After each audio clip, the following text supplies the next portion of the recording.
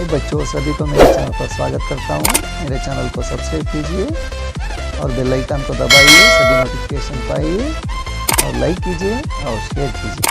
आज इस वीडियो पे मैंने 10वीं कक्षा के पाठ संख्या 6 आरने पाठ तुलसी के दोहे जो तुलसीदास गोस्वामी तुलसीदास रचित 10वीं कक्षा के पाठ संख्या 6 पाठ में इस दोहे का पूरा विवरण मैंने एक एक शब्द के साथ जो कन्नड़ में भी अर्थ बताते मैं इस पाठ का विवरण आपके सामने देता हूँ। और उसके साथ मैंने जो इस पाठ के अभ्यास में निहित क्या है, एक वाक्य के प्रश्न और 2 वाक्य के प्रश्न के उत्तर और जो भी कुछ है इस अभ्यास में वो सभी का उत्तर आपके सामने इस एक ही वीडियो में मैंने देने वाला हूँ। और ऊपर आई बटन में कुछ वीडियो आते रहते हैं, जो आई बटन में आपने अभी तक मेरे चैनल पे नहीं आए आई बटन के विडियो नहीं देखे जाकर देखिए। मಕ್ಕಳೇ, ಇವತ್ತು ನಾನು 10ನೇ ತರಗತಿಯ 6ನೇ ಪಾಠವಾದಂತಹ ತುಳಸಿಕೆ ದೋಹೆಯ ಪಾಠವನ್ನು ಹೇಳಲಿದ್ದೇನೆ। ಕವಿಯವರು ಗೋಸ್ವಾಮಿ ತುಳಸಿದಾಸರವರು। ಹಾಗೆ ಮೇಲ್ಗಡೆ ಐ ಬಟನ್ನಲ್ಲೂ ಸಹ ಕೆಲವೊಂದು ವಿಡಿಯೋಗಳು ಬರ್ತಾ ಇರ್ತವೆ। ಯಾರು ವಿಡಿಯೋನ ನೋಡಿಲ್ಲ ಅವುಗಳನ್ನು ನೋಡ್ಕೊ ಬನ್ನಿ ಅಂತ ಹೇಳ್ತಾ ಬನ್ನಿ ಇವತ್ತಿನ ವಿಡಿಯೋವನ್ನು ಶುರು ಮಾಡೋಣ। आइए आज के वीडियो शुरू करते हैं।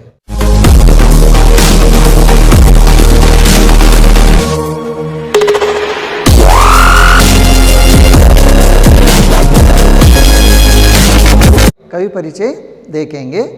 गोस्वामी तुलसीदास 1532 और 1623 ಅಂದರೆ 1532 ಜನನ 1623 ಸನ್ನು ಅಷ್ಟರಲ್ಲಿ ಹುಟ್ಟಿದಂತಹ ಹಾಗೆ ತೀರ್ಕೊಂಡಂತಹ ತುಳಸಿದಾಸರವರು ನೀವು ಕೇಳಿರಬಹುದು ಹೆಸರು। ಭಕ್ತಿ ಕಾಲದ ಬಹಳ ಪ್ರಸಿದ್ಧ ಕವಿಗಳು, ರಾಮಚರಿತಮಾನಸ್ ಅನ್ನುವಂಥ ಕೃತಿಯನ್ನು ಬರೆದಂಥವರು। ಇವರ ಪರಿಚಯವನ್ನು ನೋಡ್ಕೊಳ್ತಾ ಬರೋಣ। ಈಗ ಇವರಿಗೆ ಗೋಸ್ವಾಮಿ ತುಳಸಿದಾಸ್ ಅಂತ ಕರೀತಾರೆ। इनको गोस्वामी नाम से बुलाया जाता है, ठीक है। गोस्वामी तुलसीदास हिंदी साहित्य के भक्ति काल की राम भक्ति शाखा के प्रमुख कवि है। ಭಕ್ತಿ ಕಾಲದಲ್ಲಿರುವಂತಹ ರಾಮಭಕ್ತಿ ಶಾಖಾ ಮತ್ತು ಕೃಷ್ಣ ಭಕ್ತಿ ಶಾಖಾ ಅಂತ ಎರಡು ಪಂಥ ಇದೆ।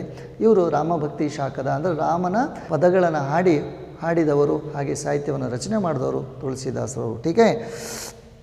तुलसीदास जी का जन्म सन 1532 ಅಂದರೆ 1532 उत्तर प्रदेश के राजापुर में हुआ था। ಇವರ ಜನ್ಮ ರಾಜಾಪುರ್ನಲ್ಲಿ ಆಯಿತು। उनके पिता का नाम आत्माराम और माता का नाम तुलसी था। ತಂದೆ ಹೆಸರು आत्माराम, उसी की तरह माता का नाम है तुलसी, ठीक है। कहा जाता है कि जब तुलसीदास जी का जन्म हुआ तब उन्होंने राम नाम का उच्चारण किया था। ಅವರಿಗೆ ಅವರು ಜನ್ಮ ಹುಟ್ಟಿದಾಗ ರಾಮನ ಹೆಸರನ್ನು ಹೇಳಿದರು, ಅದಕ್ಕಾಗಿ ಇವರಿಗೆ ಒಂದು ಹೆಸರನ್ನು ಸಹ ಇಡಲಾಗಿದೆ। ಇವ್ರಿಗೆ ಬಾಲ್ಯದಲ್ಲಿ ಒಂದು ಹೆಸರನ್ನು ಕರೀತಾ ಇದ್ರು, ಏನಂತ ಹೇಳಿ, इसलिए उनके बचपन का नाम राम बोला पड़ा। ಅವರು ರಾಮ ಅಂತ ಹೆಸರು ಹೋಗಿದ್ದ ಕೂಡಲೇ ಅವರಿಗೆ ಬಾಲ್ಯದಲ್ಲಿ ಹೆಸರು ರಾಮ ಬೋಲಾ ಅಂದರೆ ಹೇಳಿದರು, ರಾಮ್ ಬೋಲಾ ಅಂತ ಇಡಲಾಯಿತು। इनका बचपन का नाम था राम बोला। भगवान राम के अनन्य भक्त थे। ಇವರು ಭಗವಂತ ರಾಮನ ಅನನ್ಯ ತುಂಬಾ ಅನನ್ಯರಾದಂಥ ಭಕ್ತರು, ಅಪಾರ ಭಕ್ತಿಯನ್ನು ಉಳ್ಳವರಾಗಿದ್ದು ರಾಮನಲ್ಲಿ, ठीक है। उनकी प्रमुख रचनाएं, इनके कुछ रचनाएं देखेंगे ಅಂದರೆ ಇವರ ಕೃತಿಗಳನ್ನು ನೋಡೋಣ। ರಾಮಚರಿತಮಾನಸ್, ವಿನಯ ಪತ್ರಿಕಾ, ಗೀತಾವಲಿ, ದೋಹಾವಲಿ, ಕವಿತಾವಲಿ ಆದಿ ಮುಂತಾದ ಮತ್ತು ಇನ್ನೂ ಇದ್ದಾವೆ। ರಾಮಲಾಲ್ ನಹುಚು ಆಯಿತಾ, जानकी मंगल, पार्वती मंगल ಇವೆಲ್ಲವೂ ಇವರ ರಚನೆಗಳು। इनके और कुछ रचनाएं हैं, ठीक है। सन 1623 को काशी में उनका देहांत हुआ। 1923 ಇವರು ಕಾಶಿಯಲ್ಲಿ ಅಂತ್ಯವಾದರು, ಕಾಲವಾದರು। अभी हम इस कविता से संदेश है उसको देकर आएंगे, ठीक है। पहला ऊपर है, देखिए। इन दोहों के द्वारा छात्रों अच्छे कर्म करने और नैतिकता से जीवन बिताने की सीख प्राप्त कर सकते हैं। ಈ ಒಂದು ಕವಿತೆಯಿಂದ, ಈ ಒಂದು ದೋಹೆಯಿಂದ ಮಕ್ಕಳು ಏನು ತಿಳ್ಕೊಳ್ತಾರಪ್ಪ ಅಂದರೆ ಒಳ್ಳೆಯ ಜೀವನವನ್ನು, ಮೌಲ್ಯಯುತವಾದಂಥ ಜೀವನವನ್ನು ನಡೆಸೋದನ್ನು ಈ ಒಂದು ಕವಿತೆಯಿಂದ ತಿಳ್ಕೊಳ್ತಾರೆ। 2 ಸಾಲಿನ ಪದ್ಯವನ್ನು ದೋಹೆ ಅಂತ ಕರಿತೀವಿ। ಮೊದಲನೇ ದೋಹೆ ಹೇಳ್ತೀನಿ, ನೀಟಾಗಿ ಕೇಳಿಸ್ಕೊಳ್ಳಿ। ಮುಖಿಯ ಮುಖಸೋ ಚಾಹಿಯೇ ಖಾನಪಾನಕೋ ಏಕ್। ಮುಖಿಯ ಅಂದರೆ ಮುಖ್ಯಸ್ಥ, ಮುಖ ಅಂದರೆ ಬಾಯಿ, ठीक है, ಮುಖ, ठीक है। ಮುಖ್ಯಸ್ಥನು ಮುಖಸೋ ಚಾಹಿಯೇ, ಮುಖ್ಯ ಮುಖಸೋ ಚಾಹಿಯೇ ಖಾನಪಾನಕೋ ಏಕ್ ಅಂದರೆ ಖಾನಪಾನ ಅಂದರೆ ಕುಡಿಯೋದು, ತಿನ್ನೋದು, ಏಕ್ ಅಂದರೆ ಒಂದೇ। ಪಾಲೈ ಪೋಸೈ ಸಕಲಾಂಗ, ಪಾಲನೆ ಪೋಷಣೆ, ಪಾಲೈ ಅಂದರೆ ಪಾಲನೆ, ಪೋಸೈ ಅಂದರೆ ಪೋಷಣೆ, ಸಕಲಾಂಗ ಅಂದರೆ ಎಲ್ಲ ಇಡೀ ದೇಹದ ಎಲ್ಲ ಭಾಗಗಳಿಗೂ ಅಂತ. ಟೀಕೆ. ತುಳಸಿ ಸಹಿತ ವಿವೇಕ್, ತುಳಸಿಯವರು ವಿವೇಕವನ್ನು ಈ ರೀತಿಯಾಗಿ ವಿವೇಕವನ್ನು ಹೇಳಿದ್ದಾರೆ. ಏನಪ್ಪ ಅಂದರೆ ಮುಖ್ಯ ಅಂದರೆ ಮುಖ್ಯಸ್ಥನಾದನು ಏನು ಮಾಡಬೇಕು, ಯಾವ ರೀತಿ ಇರಬೇಕು ಅಂದರೆ ಬಾಯಿ ಯಾವ ರೀತಿಯಲ್ಲಿ, ಮುಖ ಅಂದರೆ ಬಾಯಿ ಯಾವ ರೀತಿಯಲ್ಲಿ ಆಹಾರ ನೀರು ಎಲ್ಲವನ್ನು ತಗೊಂಡು ಇಡೀ ದೇಹಕ್ಕೆ, ದೇಹದ ಎಲ್ಲ ಭಾಗಗಳಿಗೂ ಯಾವ ರೀತಿಯಾಗಿ ಶಕ್ತಿಯನ್ನು ಬಿಡುಗಡೆ ಮಾಡುತ್ತೆ, ತಿಂದಂಥ ಆಹಾರವನ್ನು ತಾನೊಂದೇ ಇಟ್ಕೊಳ್ಳಾರ್ದಲ್ಲೇ ದೇಹದ ಇಡೀ ಭಾಗಗಳಿಗೆ ಹೇಗೆ ರವಾನೆ ಮಾಡುತ್ತೆ, ಅದೇ ರೀತಿಯಾಗಿ ಮುಖ್ಯಸ್ಥನು ತಾನು ಗಳಿಸಿದಂಥ ಪಡೆದದ್ದ ಎಲ್ಲವನ್ನು ಎಲ್ಲರಿಗೂ ಸಮಾನವಾಗಿ ಹಂಚಬೇಕು ಅಂತೇಳಿ ಮೊದಲನೇ ದೋಹೆಯಲ್ಲಿ ಹೇಳಿದ್ದಾರೆ. ಜಡಚೇತನ ಗುಣದೋಷಮಯ ವಿಶ್ವಕೀನ ಕರತಾರ್ ಹಂಸ ಸಂತ ಹಂಸ ಗುಣ ಗಹಿ ಪೈ ಪರಿಹರಿ ವಾರಿ ವಿಕಾರ. ಹಂಗಂದ್ರೆ ಏನಪ್ಪ ಅಂದರೆ ಜಡಚೇತನ, ಈ ಭೂಮಿ ಮೇಲೆ ಜಡ ಅಂದರೆ ಅನಿಶ್ಚಲ ವಸ್ತುಗಳು, ಅಂದರೆ ಚಲಿಸಲಾರದ ವಸ್ತುಗಳು, ಚೇತನ ಅಂದರೆ ಚಲಿಸುವಂಥವು ಅಂತ ತಿಳ್ಕೊಬೋದು, ಅಥವಾ ಜಾಗೃತವಾಗಿರುವಂತಹ ವಸ್ತುಗಳು ಅಂತ ತಿಳ್ಕೊಬೋದು. ಗುಣದೋಷಮಯ ಅಂದರೆ ಒಳ್ಳೆಯದು ಕೆಟ್ಟದ್ದು. ವಿಶ್ವಕೀನ ಕರತಾರ್, ವಿಶ್ವ ಅಂದರೆ ಪ್ರಪಂಚ, ಕೀನ್ ಅಂದರೆ ಕಿಯ, ಕರ್ತಾರ್ ಅಂದರೆ ಸೃಷ್ಟಿಕರ್ತ. ಟೀಕೆ. ಕೀನ್ ಅಂದರೆ ಕಿಯ, ಕೀನ ಅಂದರೆ ಕಿಯ ಅಂತೇಳಿ ಅಂದರೆ ಸೃಷ್ಟಿಕರ್ತನು ಈ ವಿಶ್ವವನ್ನು ಸೃಷ್ಟಿ ಮಾಡಿದ್ದಾನೆ.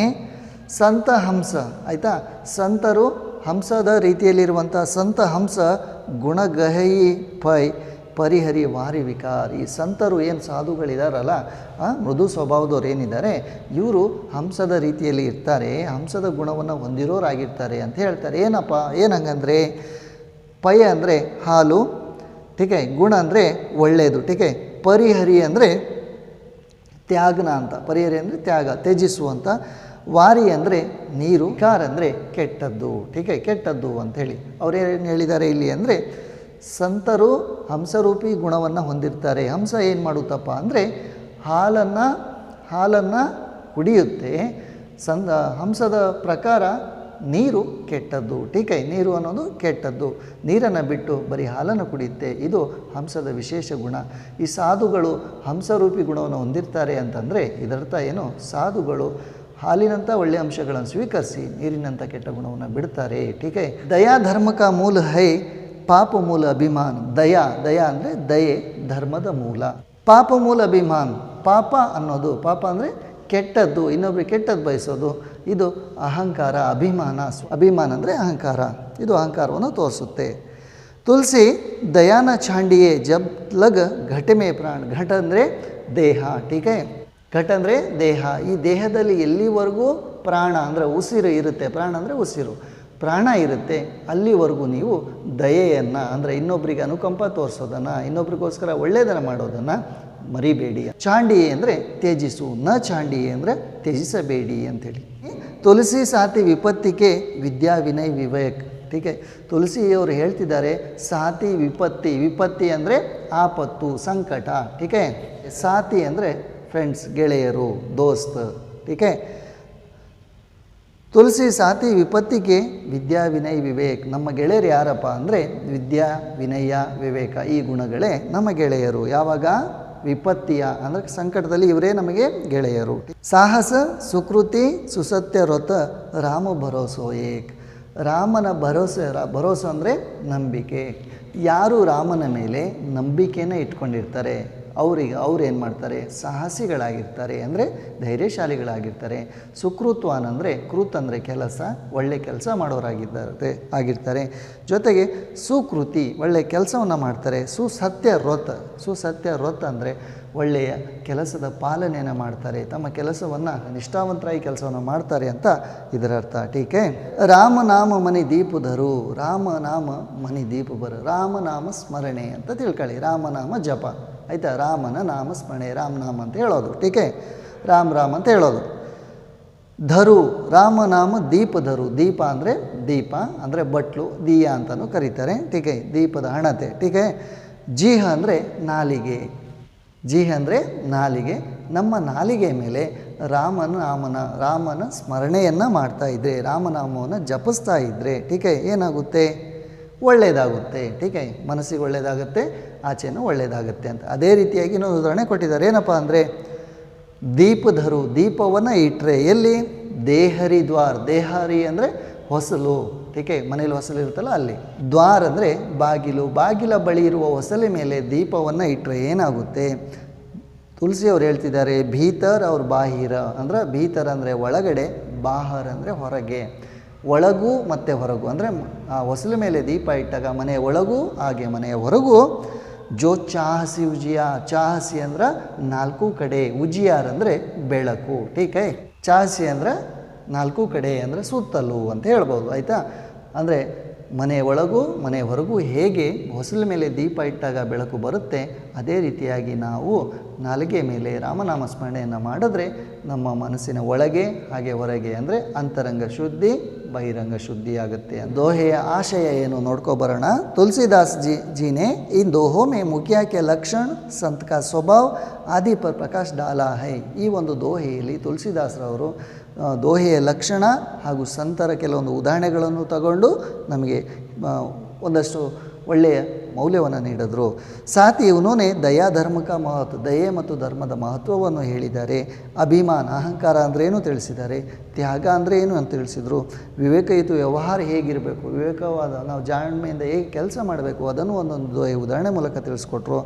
ರಾಮಪರ ವಿಶ್ವಾಸ, ರಾಮನ ಮೇಲೆ ವಿಶ್ವಾಸ ಇಡಬೇಕು, ದೇವ್ರ ಮೇಲೂ ಕೂಡ ನಂಬಿಕೆ ಇಡಬೇಕು ಅನ್ನೋದನ್ನು ತಿಳಿಸಿದರು. ರಾಮನಾಮ ಜಪ, ರಾಮನಾಮ ಸ್ಮರಣೆ ಆಗೋದ್ರಿಂದ ಏನಾಗುತ್ತೆ ಅನ್ನೋದನ್ನು ಸಹ ತಿಳಿಸಿದರು. ಇತ್ಯಾದಿಕ ಬಖಾನ್, ಬಖಾನ್ ಅಂದರೆ ವರ್ಣನೆ ಅಥವಾ ಸ್ತುತಿ, ಆಯಿತಾ. ಮುಂತಾದವುಗಳ ವರ್ಣನೆಯನ್ನು ನಮಗೆ ಈ ಒಂದು ದೋಹೆಯಲ್ಲಿ ತಿಳಿಸ್ಕೊಟ್ರು. ಸುಜಾವ್ ದಿಯಾ ಕಿ ಇನ್ಸಾನ್ ಕೋ ನೀತಿಯುಕ್ತ ಜೀವನ್ ಬಿತಾನಾ ಚಾಹಿಯೆ, ಇವೆಲ್ಲವೂ ಅಂಶಗಳನ್ನು ಅವರು ಈ ಒಂದು ದೋಹೆಯಲ್ಲಿ ದೋಹೆಯಲ್ಲಿ ಒಂದೊಂದು ಮೌಲ್ಯವನ್ನು ತಿಳಿಸ್ತಾ ನಮಗೆ ಇನ್ಸಾನ್ ಅಂದರೆ ಮನುಷ್ಯನು ಹೇಗೆ ಬದುಕಬೇಕು, ಹೇಗೆ ಬಾಳಬೇಕು ಅಂತೇಳಿ ಈ ದೋಹೆಯ ಮೂಲಕ ತಿಳಿಸ್ಕೊಟ್ರು. ಬಚ್ಚೋ ಭಾವಾರ್ಥ ಭೀ ದೇಖರಾಯಂಗೆ, ಭಾವಾರ್ಥನೂ ಕೂಡ ಕೊಟ್ಟಿದ್ದಾರೆ, ಅವನು ಸ್ವಲ್ಪ ನೋಡೋಣ. ಪ್ರಸ್ತುತ ದೋಹೆ ಮೇ ತುಳಸಿದಾಸ್ ಮುಖು ಅರ್ಥಾತ್ ಮೋಹ, ಈ ದೋಹೆಯಲ್ಲಿ ಮುಖ ಅಥವಾ ಬಾಯಿ, ಮುಖ, ಆಯಿತಾ, ಅದ್ರ ಮೂಲಕ ಹೇಳಿದ್ದಾರೆ. ಏನಂತೇಳಿ, ಮುಖಿಯ ದೋನೋಕೆ ಸ್ವಭಾವಕ್ಕೆ ಸಮಾನತಾ ದರ್ಶಾತೆ ಹುಯೆ. ಮುಖ ಮತ್ತು ಮುಖಿಯ, ಬಾಯಿ ಮತ್ತು ಮುಖ್ಯಸ್ಥನ ಎರಡರ ಒಂದು ಹೋಲಿಕೆಯನ್ನು ಈ ಒಂದು ದೋಹೆಯಲ್ಲಿ ಮೊದಲನೇ ದೋಹೆಯಲ್ಲಿ ಹೇಳಿದ್ರು. ಏನಪ್ಪ ಅಂದರೆ ಮುಖ್ಯಾಕೋ ಮೂಕೆ ಸಮಾನ ಹೋನಾ ಚಾಹಿಯೆ, ಮುಖ್ಯಸ್ಥನು ಮುಖದ ಹಾಗೆ ಇರಬೇಕು. ಮೂಹು ಖಾನೆ ಪಿನೆ ಕಾ ಕಾಮ್ ಅಕೇಲಾ ಕರ್ತಾ ಹೈ, ಮನುಷ್ಯ ಏನು ಮಾಡ್ತಾನೆ, ಕುಡಿಯೋದು ತಿನ್ನೋದನ್ನು ಬಾಯಿ ಒಂದೇ ಮಾಡುತ್ತೆ, ಟೀಕೆ. लेकिन वह जो खाता पीता है उससे शरीर के सारे अंगों का पालन पोषण करता है. ಬಾಯಿ ಹೇಗೆ ಊಟ ನೀರು ಎಲ್ಲವನ್ನು ತಗೊಂಡು ಅದು ತಿಂದಿದ್ದನ್ನು ಇಡೀ ದೇಹದ ಎಲ್ಲ ಭಾಗಗಳಿಗೂ ಸಹ ಏನು ಮಾಡುತ್ತೆ, ಪಸರಿಸುತ್ತೆ, ನೀಡುತ್ತೆ, ಕೊಡುತ್ತೆ, ಓಕೆನಾ. ತುಳಸಿದಾಸ್ ಕಿ ರಾಯ್ ಮೇ, ರಾಯ್ ಅಂದರೆ ಅಭಿಪ್ರಾಯ. ತುಳಸಿದಾಸರ ಒಂದು ಅಭಿಪ್ರಾಯದಂತೆ ಮುಖಿಯಾ ಕೋ ಬಿ ಐಸೆ ವಿವೇಕವಾನ್ ಹೋನಾ ಚಾಹಿಯೆ, ಮುಖ್ಯಸ್ಥ ಅನ್ನಿಸ್ಕೊಂಡವನು ಸಹ ಇದೇ ರೀತಿಯಾಗಿ ಬುದ್ಧಿವಂತನಾಗಿರಬೇಕು. ವಹ ಕಾಮ್ ಅಪ್ನಿ ಥರ ಸೆ ಕರೆ ಲೇಕಿನ್ ಉಸ್ಕಾ ಫಲ್ ಸಭಿ ಮೇ ಬಾಂಟೆ, ಅಂದರೆ ಕೆಲಸ ಅಪ್ನಿ ಥರ ಸೆ ಕರೆ, ತಾನೂ ಸಹ ಕೆಲಸವನ್ನು ಮಾಡಿ ಅಥವಾ ತನ್ನ ಕಡೆಯಿಂದ ಕೆಲಸವನ್ನು ಮಾಡಿಸಿ ಅದರ ಬರುವಂಥ ಒಂದು ಲಾಭವನ್ನು ಎಲ್ಲರಿಗೂ ಸಮಾನಾಗಿ ಹಂಚಬೇಕು ಅಂತೇಳಿ ಮೊದಲನೇ ದೋಹೆಯಲ್ಲಿ ತಿಳಿಸ್ಕೊಟ್ಟಿದ್ದಾರೆ. ಪ್ರಸ್ತುತ ದೋಹೆ ಮೇ ತುಳಸಿದಾಸ್ ಹಂಸ पक्षी के साथ संत की तुलना करते हुए उसके स्वभाव का परिचय देते हैं. ಪ್ರಸ್ತುತ ದೋಹೆಯಲ್ಲಿ ಏನು ಮಾಡಿದಾರಪ್ಪ ಅಂದರೆ ಹಂಸ ಪಕ್ಷಿಯ ಸಾತ್ ಸಂತಕಿ ತುಲನಾ, ಹಂಸ ಪಕ್ಷಿಯೊಂದಿಗೆ ಸಂತರ ಹೋಲಿಕೆಯನ್ನು ಮಾಡಿದ್ದಾರೆ, ಅವರ ಸ್ವಭಾವವನ್ನು ಹೋಲಿಕೆ ಮಾಡಿದ್ದಾರೆ. ಸೃಷ್ಟಿಕರ್ತಾನೆ ಈ ಸಂಸಾರಕ್ಕೂ ಜಡ ಚೇತನ ಅವ್ರ ಗುಣ ದೋಷ ಮಿಲಾಕರ್ ಬನಾಯ, ಸೃಷ್ಟಿಕರ್ತ ಏನು ಮಾಡಿದ್ದಾನೆ, ಈ ಒಂದು ಪ್ರಪಂಚವನ್ನು, ಈ ವಿಶ್ವವನ್ನು ಜಡ ಚೇತನ ಅಂದರೆ ಚಲಿಸಿರುವ ವಸ್ತುಗಳೊಂದಿಗೆ ನಿರ್ಮಿಸಿದ್ದಾನೆ, ಸೃಷ್ಟಿ ಮಾಡಿದ್ದಾನೆ, ಟೀಕೆ. ಅರ್ಥಾತ್ ಅಂದರೆ ಈ ಸಂಸಾರ ಮೇ ಅಚ್ಚೆ ಬೂರೆ, ಅದರರ್ಥ ಏನು ಅಂದರೆ ಒಳ್ಳೆಯದು ಕೆಟ್ಟದ್ದು, ಸಾರ ನಿಸ್ಸಾರ, ಸಾರವಾದ ಅಂಶಗಳು ನಿಸ್ಸಾರವಾದ ಅಂಶಗಳು, ಸಮಜ್ ನಾ ಸಮಾಜ್ ಅಂದರೆ ಅರ್ಥವಾಗುವಂಥವು ಅರ್ಥವಾಗದೇ ಇರುವಂಥವು, ಕೆ ರೂಪ ಮೇ ಅನೇಕ ಗುಣ ದೋಷ ಭರೇ ಹುಯೇ ಹೈ, ಈ ರೀತಿಯಾಗಿ ಸಾಕಷ್ಟು ಅಂಶಗಳನ್ನು ಸೃಷ್ಟಿಕರ್ತ ಸೃಷ್ಟಿ ಮಾಡಿದ್ದಾನೆ. ಲೇಕಿನ್ ಹಂಸರೂಪಿ ಸಾಧು ಲೋಗ್, ಹಂಸರೂಪಿ ರೂಪದಂಥ ಸಾಧು ಜನ ಏನು ಮಾಡ್ತಾರೆ, ವಿಕಾರೋಂಕೋ ಛೋಡ್ಕರ್ ಅಂದರೆ ನೀರಿನಂಥ ವಿಕಾರ ಗುಣವನ್ನು ಬಿಟ್ಟು ಅಚ್ಚೆ ಗುಣಂಕೋ ಅಪ್ರಾತೆ, ಒಳ್ಳೆಯ ಗುಣವನ್ನು ಅವರು ಸ್ವೀಕರಿಸ್ತಾರೆ. ನಾವು ಅದೇ ರೀತಿ ಇರಬೇಕು ಅಂತೇಳಿ ಈ ದೋಹೆ ಮೂಲಕ ತಿಳಿಸ್ಕೊಟ್ರು. ಪ್ರಸ್ತುತ ದೋಹೆ ಮೇ ತುಳಸಿದಾಸ್ನೇ ಸ್ಪಷ್ಟತಾ ಬತಾಯ ಹೈ ಕಿ ದಯಾ ಧರ್ಮ ಕಾ ಮೂಲ ಹೈ, ದಯೆ ಧರ್ಮದ ಮೂಲ ಅಂತೇಳಿ ಈ ಮೂರನೇ ದೋಹೆಯಲ್ಲಿ ನಮಗೆ ತಿಳಿಸ್ಕೊಟ್ರು ಅಲ್ವಾ. ಅಭಿಮಾನ ಪಾಪಕ, ಗರ್ವ ಅಹಂಕಾರವನ್ನು ಪಡೋದು ಪಾಪದ ಮೂಲ, ಅಂದರೆ ಕೆಟ್ಟದ್ದು ಅಂತ ನಾವು ಭಾವಿಸಬೇಕು, ಹೌದಲ್ವಾ. ಇಸ್ಲಿಯೇ ಕವಿ ಕತೆ, ಈ ಕಾರಣಕ್ಕಾಗಿ ತುಳಸಿದಾಸರು ಕವಿಯವರು ಹೇಳ್ತಾರೆ ಏನಪ್ಪ ಅಂದರೆ, ಜಬ್ ತಕ್ ಶರೀರ ಮೇ ಪ್ರಾಣ, ಎಲ್ಲಿವರೆಗೆ ಶರೀರದಲ್ಲಿ ನಮ್ಮ ಪ್ರಾಣ ಇರುತ್ತೆ ಅಂದರೆ ಉಸಿರಿರುತ್ತೆ, ತಬ್ ತಕ್ ಮಾನವ ಕೋ ಅಪ್ನಾ ಅಭಿಮಾನ್ छोड़कर ದಯಾಳು ಬನೇ रहना चाहिए, ಅಲ್ಲಿವರೆಗೂ ನಾವು ನಮ್ಮಕ್ಕೆ ನಾವು ಅಹಂಕಾರ ಗರ್ವವನ್ನು ಪಡೋದು ಬಿಟ್ಟು ದಯಾಳುವಾಗಿರಬೇಕು, ಇನ್ನೊಬ್ಬರಿಗಾಗಿ ಸಹಕಾರಿ ಉಪಯೋಗಕಾರಿ ಆಗಿರಬೇಕು ಅಂತೇಳಿ ಈ ದೋಹೆಯ ಮೂಲಕ ನಮಗೆ ತಿಳಿಸ್ಕೊಟ್ರು. ಪ್ರಸ್ತುತ ದೋಹೆ ಮೇ ತುಳಸಿದಾಸಿ ಕಹ ರಹೆ ಹೈ ಕಿ ಮನುಷ್ಯ ಪರ್ ಜಬ್ ವಿಪತ್ತಿ ಪಡ್ತಿ ಹೈ, ಮನುಷ್ಯನ ಮೇಲೆ ಯಾವಾಗ ಕಷ್ಟಗಳು ಅಂತ ಬರ್ತವೆ, ಆಪತ್ತುಗಳು ಅಂತ ಬರ್ತವೆ, ತಬ್ ವಿದ್ಯಾ ವಿನಯ ವಿವೇಕ, ಆವಾಗ ವಿದ್ಯೆಯು ವಿನಯವು ವಿವೇಕವು ಈ ಮೌಲ್ಯಗಳು ಈ ಗುಣಗಳು ನಮಗೆ ಸಹಾಯಕ್ಕೆ ಬರ್ತವೆ. ಉಸ್ಕಾ ಸಾಥ್ ನಿಭಾತೆ, ಅವನ ಜೊತೆಗಿರ್ತವೆ. ಟೀಕೆ ಜೋ ರಾಮ್ ಭರೋಸಾ ಕರ್ತೆ, ರಾಮನ ಮೇಲೆ ಯಾರು ನಂಬಿಕೆಯನ್ನು ಇಡ್ತಾರೆ, ವಹ ಸಾಹಸಿ ಸತ್ಯರತಿ ಅವು ಸುಕೃತ್ವಾನ್ ಬಂತಾಯ, ಸಾಹಸಿಯಾಗಿರ್ತಾನೆ ಅವನು, ಸುಕೃತ್ವಾನ್ ಆಗಿರ್ತಾನೆ, ಹಾಗೆ ಸತ್ಯರತಿ ಆಗಿರ್ತಾನೆ. ಅಂದರೆ ಎಲ್ಲವನ್ನು ಈ ಗುಣಗಳನ್ನು ಪಾಲನೆ ಮಾಡೋನು ರಾಮನನ್ನು ಜಪಿಸೋನು ಈ ಗುಣಗಳನ್ನು ಪಾಲನೆ ಮಾಡ್ತಾನೆ ಅಂತ ಈ ದೋಹೆಯಲ್ಲಿ ಹೇಳಿದ್ದಾರೆ. ಪ್ರಸ್ತುತ ದೋಹೆಗೆ ದ್ವಾರ ತುಳಸಿದಾಸಿ ಕತೆ, ಈ ದೋಹೆಯ ಮೂಲಕ 5ನೇ ದೋಹೆಯ ಮೂಲಕ ಹೇಳಿದ್ದೇನಪ್ಪ ಅಂದರೆ, ಜಿಸ್ ತರಹ ದೇಹರಿ ಪರ್ ದಿಯಾ ರಖನೆ ಸೆ, ಹೊಸಲ ಮೇಲೆ ಯಾವ ರೀತಿಯಾಗಿ ದೀಪ ಇಟ್ಟರೆ ಘರ್ಕೆ ಭೀತರ್ ತಥಾ ಅಂಗನ ಮೇ, ಮನೆಯ ಒಳಗೆ ಹಾಗೂ ಅಂಗಳದಲ್ಲಿ ಪ್ರಕಾಶ್ ಫೈಲ್ತಾ ಹೈ, ಬೆಳಕೆ ಹೇಗೆ ಬೀಳುತ್ತೆ ಅಂದರೆ ಒಳಗೆ ಮತ್ತು ಹೊರಗೆ, ಉಸಿ ತರಹ ರಾಮನಾಮ ಜಪನೆ ಸೆ, ಅದೇ ರೀತಿಯಾಗಿ ರಾಮನಾಮ ಸ್ಮರಣೆಯನ್ನು ಮಾಡಿದ್ರೆ ಮಾನವಕಿ ಆಂತರಿಕ ಅವ್ರ ಬಾಹ್ಯ ಶುದ್ಧಿ ಹೋತಿ ಹೈ, ಮನುಷ್ಯನ ಆಂತರಿಕ ಮತ್ತು ಬಾಹ್ಯ ಶುದ್ಧಿ ಆಗುತ್ತೆ ರಾಮನಾಮವನ್ನು ಜಪಿಸಿದ್ರೆ ಅಂತೇಳಿ ಈ ದೋಹೆ ಮೂಲಕ ತಿಳಿಸ್ಕೊಟ್ರು. ಏಕವಾಕ್ಯಕ್ಕೆ ಪ್ರಶ್ನೆ ದೇಖೆಂಗೆ. ಪಹಲ ಪ್ರಶ್ನೆ, ತುಳಸಿದಾಸ್ ಮುಖಕೋ ಕ್ಯಾ ಮಾನ್ತೆ ಹೈ, ಮುಖವನ್ನು ಅವರು ಏನಂತ ಹೇಳಿ ತಿಳ್ಕೊಳ್ತಾರೆ, ಮುಖಕೋ ಮುಖಿಯಾ. ಎರಡನೇ ಪ್ರಶ್ನೆ, ದೂಸರಾ ಪ್ರಶ್ನೆ, ಮುಖಿಯಾ ಕೋ ಕಿಸ್ಕೆ ಸಮಾನ್ ರಹನಾ ಚಾಹಿಯೇ, ಮುಖವು ಯಾವ ರೀತಿಯಾಗಿ ಇರಬೇಕು, ಮುಖಕ್ಕೆ ಸಮಾನ್. ಮೂರನೇ ಪ್ರಶ್ನೆ, ಹಂಸ್ ಕಾ ಗುಣ ಕೈಸಾ ಹೋತಾ ಹೈ, ಪಾನಿ ರೂಪಿ ವಿಕಾರೋಂ ಕೋ ಚೋಡ್ಕರ್, ಅಂದರೆ ನೀರಿನಂಥ ಕೆಟ್ಟ ಗುಣವನ್ನು ಬಿಟ್ಬಿಟ್ಟು ಒಳ್ಳೆಯದನ್ನು ಆಸ್ಕತರ. ಪ್ರಶ್ನೆ ಸಂಖ್ಯಾ 4, मुख किसका पालन पोषण करता है, शरीर के सारे अंगों का.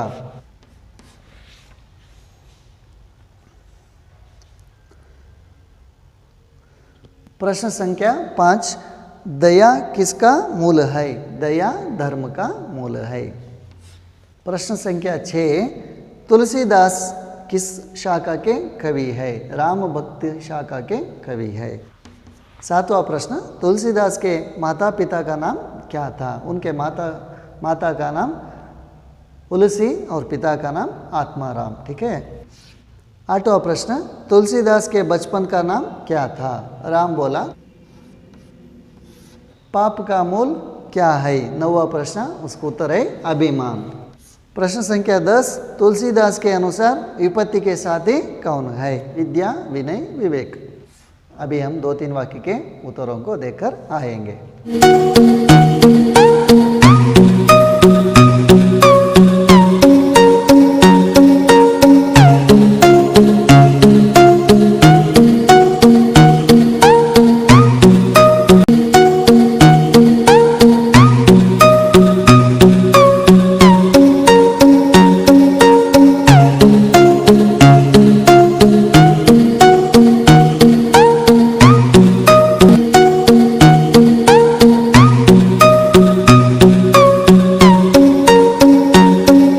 अनुरूपता देखेंगे. रोमन संख्या 3 का है, दया धर्म का मूल है, पाप अभिमान. उसी तरह परिहरी त्यागना, परिहरी करते त्यागना.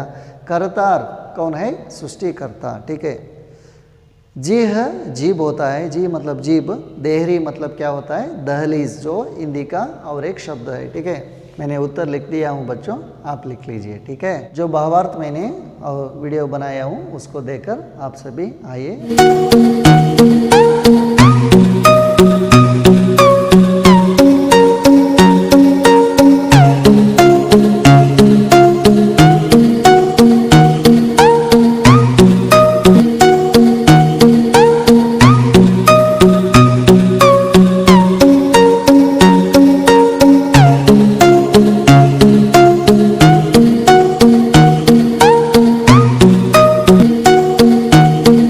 जोड़कर लिखे, मैं ऐसे बता देता हूँ. विश्वकीन करतार. ठीक है. परिहरिवारी विकार, जब लग घट में प्राण, सुसत्य व्रत, राम भरोसो एक। हाय बच्चों, सभी को मेरे चैनल पर स्वागत करता हूँ। मेरे चैनल को सब्सक्राइब कीजिए और बेल आइकन को दबाइए, सभी नोटिफिकेशन पाइए और लाइक कीजिए और शेयर कीजिए। बच्चों, ಖಾಲಿ ಜಾಗ ಪೂರ್ಣ ಕೀಜಿಯೆ. ಖಾಲಿ ಜಾಗ ಕೊಟ್ಟಿದ್ದಾರೆ, ನಾವು ತುಂಬ್ಕೋಬೇಕು. ಇವನ್ನು ಹಾಗೆ ಹೇಳ್ಬಿಡ್ತೀನಿ, ನೀವು ನೋಟ್ ಮಾಡ್ಕೊಳ್ಳಿ. ಟೀಕೆ. ಮುಖ್ಯ ಮುಖಸೋ ಚಾಯಿಯೆ ಖಾನ ಪಾನಕೋ ಏಕ್, ಒಂದನೇದು. ಎರಡನೇದು ಪಾಲೈ ಪೋಸೈ ಸಕಲಂಗ ತುಳಸಿ ಸಹಿತ ವಿವೇಕ್. ಹಾಗೆ ಮೂರನೇದು तीसरा वाला है राम नाम मनि दीप धरु जीह दे हरि द्वार, ठीक है। और चौथा वाला है तुलसी भीतर बाहिर हो जो चाहसी उजियार। जो आठवां क्रिया है उचित विलोम शब्द पर सही का निशान लगाइए। ಅವುಗಳಲ್ಲಿ ಸರಿ ಯಾವುದು ಅವುಗಳ ಮೇಲೆ ಈ ರೀತಿಯಾಗಿ ಗುರುತನ್ನು ಹಾಕಬೇಕು, ಟೀಕೆ. ವಿವೇಕ್ಗೆ ವಿಲೋಮ ಶಬ್ದ ಯಾವುದು ಅಂತೇಳಿ ಎರಡು ಆಪ್ಷನ್ ಇದೆ. ಸೇವಕ್, ಅವಿವೇಕ್. ಸರಿಯಾದ ಉತ್ತರ ಯಾವುದು? ಸಹಿ ಹೈ ಅವಿವೇಕ್, ಟೀಕೆ. ವಿವೇಕ್, ಅವಿವೇಕ್. ಈ ರೀತಿಯಾಗಿ ಅವಿವೇಕ್ ಬಾಕ್ಸ್ ಇದೆಯಲ್ಲ, ಈ ಬಾಕ್ಸ್ ಕಾಣ್ತಿದೆಯಲ್ಲ, ಈ ಬಾಕ್ಸು ಅಲ್ಲಿ ರೈಟ್ ಮಾಡ್ಕೊಳ್ಳಿ. ಹೆಂಗೆ ಆನ್ಸರ್ ಹೇಳ್ತಾ ಹೋಗ್ತೀನಿ, ನೀವು ನೋಟ್ ಮಾಡ್ಕೊಳ್ಳಿ, ಟೀಕೆ. ದಯಾ, ನಿರ್ದಯ ಮೊದಲನೇದೇನಿದೆ ಅದು ಸರಿ, ಟೀಕೆ. ಧರ್ಮ, अधर्म ಈ ಕಡೆ ಸೈಡು ಎರಡನೇ ಬಾಕ್ಸ್ ಇದೆಯಲ್ಲ ಅದು ಸರಿ, ವೇ ಸಹಿ है, ठीक है। विकार के लिए अविकार, विनय के लिए अविनय, ये विलोम शब्द है। अभी तक मेरे वीडियो देखने के लिए आपको मैंने धन्यवाद समर्पित करता हूँ. ಇಲ್ಲಿವರೆಗೂ ನನ್ನ ಚಾನಲ್ಗೆ ಬಂದ ವಿಡಿಯೋನ ನೋಡಿದ್ದಕ್ಕಾಗಿ ನಿಮಗೆಲ್ಲರಿಗೂ ನಾನು ಧನ್ಯವಾದಗಳನ್ನು ತಿಳಿಸ್ತೀನಿ.